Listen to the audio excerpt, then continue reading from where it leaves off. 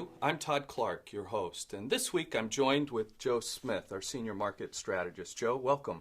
Thank you, Todd. It's great to be here. It's good. You know, over Labor Day weekend, one of the things I noticed was that gas prices were lower than they've been in a decade. It was nice to load up the family truckster and head out of town paying some low gas prices. Yeah, that's certainly the case. You know, we've seen a pretty wild ride with oil these days, and, you know, it definitely creates a lot of opportunity for consumers. What do you see with oil over the next 12 months or so? It's been very volatile. What's the outlook for oil prices? Well, you know, Todd, there's a few things to think about when it comes to oil prices. The first being that oil serves more as a commodity more than anything else than as a financial asset. And so one of the biggest things to keep in mind with that is that there's a lot of value in the ability for a consumer to store that, i.e., you know, world governments and sovereign nations. And so, you know, what we're seeing is definitely that creates a supply-demand imbalance in terms of where oil prices are likely to go. The second component to that, too, is that even for the oil futures market, if you look 12 months out, we're not expected to see, you know, prices go much higher than maybe $51 a barrel by September 2016. Interesting. So that means Labor Day of 2016 might be as good as what we just experienced. Possibly. You never know. That sounds great. Let's switch gears here. Tell me a little bit about this factor investing.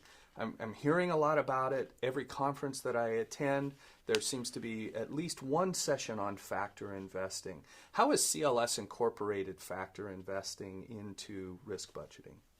Yeah, well, that's a great question. So when you think about factor investing, it really allows you to dig deeper in terms of equity portfolios to get a better sense on what risk factors that have shown to explain a lot of variability in stock prices. And so, you know, risk factors such as momentum, minimum volatility, quality, growth, and value are all factors that we incorporate as a part of our process at CLS. In this high volatility time period that we've experienced over the last couple of months, what's done well? What factors have performed better than others? Yeah, well, you know, I think something to think about is that especially since June 30th or so, the overall global equity markets as defined by the MSCI ACWI index has been down about 8.9%. Now, what's interesting to note beyond that, though, is that, you know, most risk factors, except for value, have actually outperformed during that same period. We've definitely seen stocks with more of an emphasis on minimum volatility and quality really hold up much better in terms of the most recent market route.